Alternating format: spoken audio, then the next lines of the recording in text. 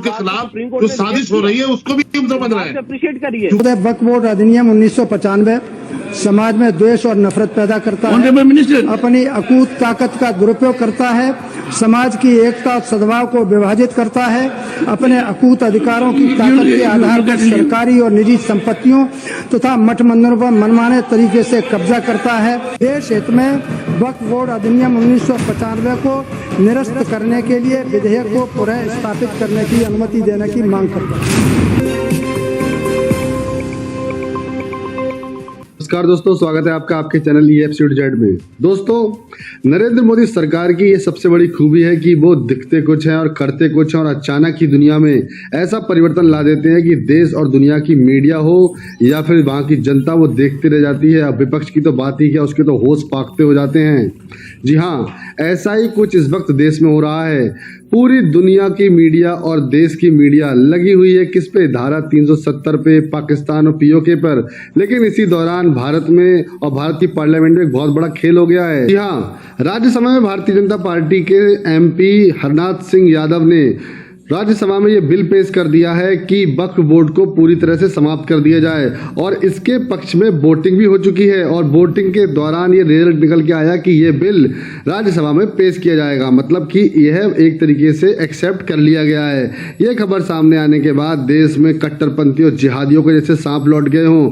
जी हाँ, वक्फ बोर्ड के पास भारत की सरकार के समान ही अधिकार हैं। ये अधिकार उसको असीमित शक्तियां प्रदान करते हैं जिससे वो भारत के अंदर किसी भी नागरिक की और किसी भी सरकारी संपत्ति को अपने बोर्ड के अंतर्गत अधिकृत कर सकते हैं, जिसमें उनको किसी प्रकार के नोटिस देने की आवश्यकता नहीं है और उनके द्वारा लिया गया निर्णय किसी भी कोर्ट में चैलेंज नहीं किया जा सकता है। तो दोस्तों, इस प्रकार का जबरदस्ती भारत में थोपा गया ये अधिनियम, जिसको अब मोदी सरकार लगता है समाप्त कर देगी। देखिए जबरदस्त बहस और जबरदस्त वीडियो। सरकारी संपत्तियों पर दावा, फंड का बेजा इस्तेमाल, ये वो बड़े गंभीर आरोप हैं जिन्हें लेकर वक्फ बोर्ड पहले भी सवालों के घेरे में था और आज भी है। और इसीलिए वक्फ बोर्ड एक्ट 1995 को पूरी तरह से खत्म करने की मांग हो रही है। बीजेपी के राज्यसभा सांसद हरनाथ सिंह ने बाकायदा शिकायतों, सबूतों और आरोपों के साथ सदन में अपनी बातें रखी और इस एक्ट को निरस्त करने की डिमांड की। महोदय, वक्फ बोर्ड अधिनियम 1995 समाज में द्वेष और नफरत पैदा करता है, अपनी अकूत ताकत का दुरुपयोग करता है, समाज की एकता और सद्भाव को विभाजित करता है, अपने अकूत अधिकारों की ताकत के आधार पर सरकारी और निजी संपत्तियों तथा मठ मंदिरों पर मनमाने तरीके से कब्जा करता है। जो काम करता है उसकी हकीकत कुछ और ही है। रेलवे और रक्षा के बाद वक्फ बोर्ड के पास जमीन का तीसरा बड़ा स्वामित्व है, यानी सरकार के बाद सबसे ज्यादा संपत्ति का मालिक वक्फ बोर्ड है। आंकड़ों में संपत्ति जानकर आपके होश उड़ जाएंगे। सच्चर कमेटी के रिपोर्ट के मुताबिक साल 2006 में बोर्ड के पास 4.9 लाख पंजीकृत और 6 लाख एकड़ भूमि पर मालिकाना हक था। साल 2020 में यह आंकड़ा 6,16,732 पंजीकृत संपत्ति के पार हो गया, जिसकी कीमत करीब 1,20,000 करोड़ है। वक्फ बोर्ड को जिस तरीके के असीमित अधिकार मिले हुए हैं, उसके कारण वक्फ बोर्ड में जिस तरीके का भ्रष्टाचार हुआ है, इस एक्ट के कारण वक्फ बोर्ड की जमीनों में जिस तरीके का इजाफा हुआ है, बढ़ोतरी हुई है, वृद्धि हुई है, उसमें मुझे लगता है कि इसको निरस्त करके इसको निरस्त करना बहुत आवश्यक है। किसी भी लोकतांत्रिक व्यवस्था में किसी एक संप्रदाय के लिए एक तरफा ऐसा कानून नहीं बनाया जा सकता जिसमें उसको असीमित अधिकार मिले। दुनिया में 57 से ज्यादा मुस्लिम मुल्क हैं, लेकिन किसी भी इस्लामिक देश में वक्फ बोर्ड नाम की कोई संस्था नहीं है। लेकिन भारत, जो एक धर्मनिरपेक्ष देश है, जो इस्लामी नहीं है, उस भारत में वक्फ जैसी बोर्ड है।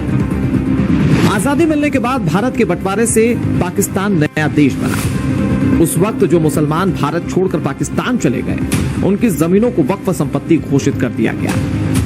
साल 1950 में हुए नेहरू लियाकत समझौते में तय हुआ कि विस्थापित होने वाले लोगों का भारत और पाकिस्तान में अपनी संपत्ति पर हक बना रहेगा। वो अपनी संपत्ति बेच सकेंगे, लेकिन पाकिस्तान में हिंदुओं की छोड़ी जमीन, घर और अन्य प्रॉपर्टी पर वहां की गवर्नमेंट और स्थानीय लोगों ने कब्जा कर लिया। लेकिन भारत के तत्कालीन प्रधानमंत्री जवाहरलाल नेहरू ने कहा कि यहां से पाकिस्तान गए मुस्लिमों की संपत्ति पर कोई हाथ नहीं लगाएगा। कुछ जमीन को शत्रु यानी कि एनिमी प्रॉपर्टी बताकर उस पर सरकार ने अधिकार कर दिया था।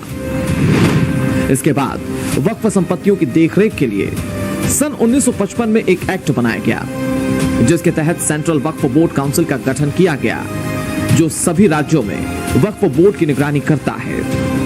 1995 में इसमें बदलाव हुआ था, फिर 2013 में भी इस एक्ट में कुछ और संशोधन किए गए। पहले कि मैं वो लंबी फहरिस्त गिनाऊं, इसे इनको ये बता दूं, दोनों कैलोरिक्स ये पूछ रहे हैं ना कि ये विष्णु शंकर जैन 10 साल पहले कहाँ थे, 1995 के बाद क्यों नहीं बोले। कहना चाहता हूँ विष्णु परिषद ने 1984 में मुकदमा दर्ज किया था, और कहाँ पर, दिल्ली हाई कोर्ट में, अभी भी वो लंबित है। आपको पता है भारत सरकार ने उसी के बेस पर डिसीजन दिया है कि वो 123 प्राइम लैंड की प्रॉपर्टी, जिसमें भारत का राष्ट्रपति उपराष्ट्रपति भवन भी शामिल है, और आप बताओ भारत का वायरलेस सब स्टेशन भी शामिल है, भारत के कई डिफेंस आउटलेट उसमें इन्वॉल्व हैं, तो वो उसमें इन्होंने कब्जा कर रखा है। आप देखिए भारत की 123 प्राइम लैंड की, मेरी बात को पूरा होने दे राकेश जी, जरा मेरा कृपया मेरे को बोलने दें। और फिर आपको कोर्ट पर यकीन करना चाहिए। राकेश जी मुझे कृपया बोलने दिया जाए। रुक जाइए हजारी साहब, वो परख कर कोर्ट की बात कहेंगे तो आपका बाबरी का दर्द निकल कर सामने आने लगता है। अब नहीं समझ में आता है कि कोर्ट पर यकीन करना चाहिए। ज्ञानवापी का केस चलता है कोर्ट में, तब आपको नहीं समझ में आता है कि कोर्ट पर यकीन करना चाहिए। फिर तो मुसलमानों के खिलाफ हो गया। हमने किया है, आकर ढोल पीटना शुरू कर देंगे। तो सुनिए विनोद बंसल को, फिर उसके बाद फैज खान का रुख करता हूँ और आपको आईना दिखाएंगे। रुक जाइए भाई, रुकिए। 30 सेकंड में अपनी बात पूरी कर लूंगा। मैं कह रहा हूँ इंद्रप्रस्थ विष्णु परिषद 1984 से एक केस को लड़ रहा है। राम मंदिर के लिए हमें 40 साल नहीं लगे, लेकिन इस बाबरवादियों से 123 भारत सरकार की और भारत की राजधानी की 23 प्राइम लैंड की प्रॉपर्टी को बचाने के लिए विष्णु परिषद ने 40 साल से अधिक लंबी लड़ाई लड़ी है।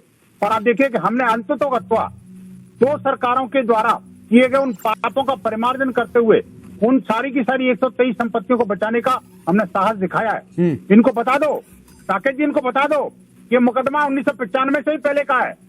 और अभी भी बता दूं आपको मैं, हम भारत सरकार की किसी भी संपत्ति को किसी जिहादी का कब्जे में नहीं जाने देंगे, हमारा संकल्प है। और अभी भी वक्फ बोर्ड की संपत्तियों की जो बातचीत हो रही है, तो विष्णु जी ने कहा है, मैं साधुवाद देता हूँ विष्णु शंकर जैन जैसे युवा और विद्वान वकील को, कि जिन्होंने कम से कम लगातार मिल करके अपना सारा कैरियर दांव पर लगा करके इस भारत भूमि की रक्षा के लिए, भारत सरकार की संपत्तियों की रक्षा करने के लिए और इस हिंदू समाज के कल्याण के लिए, जिहादियों से उसको मुक्ति दिलाने के लिए इस वक्फ बोर्ड के खिलाफ एक महाअभियान छेड़ा हुआ है। जलवा है हमारा। ठीक। और मैं बता दूं आपको, देखिए जहाँ प्रॉपर्टीज की बात है, तो मैं बताता हूँ कि तमिलनाडु के चाहे थरुई गांव की बात हो, आपको पता है वहाँ 95% हिंदू आबादी है, और वहाँ पर मंदिर पर भी कब्जा और पूरे गांव को ना संपत्ति दिखरे कर रखा है। बताओ क्या ये भारत है या कोई पाकिस्तान में भी नहीं है ऐसा? तो आप मुझे बताइए, दिल्ली में हाईकोर्ट में जो एक याचिका दायर की गई थी, किसको लेकर के? ये सेंट्रल विस्टा को लेकर के।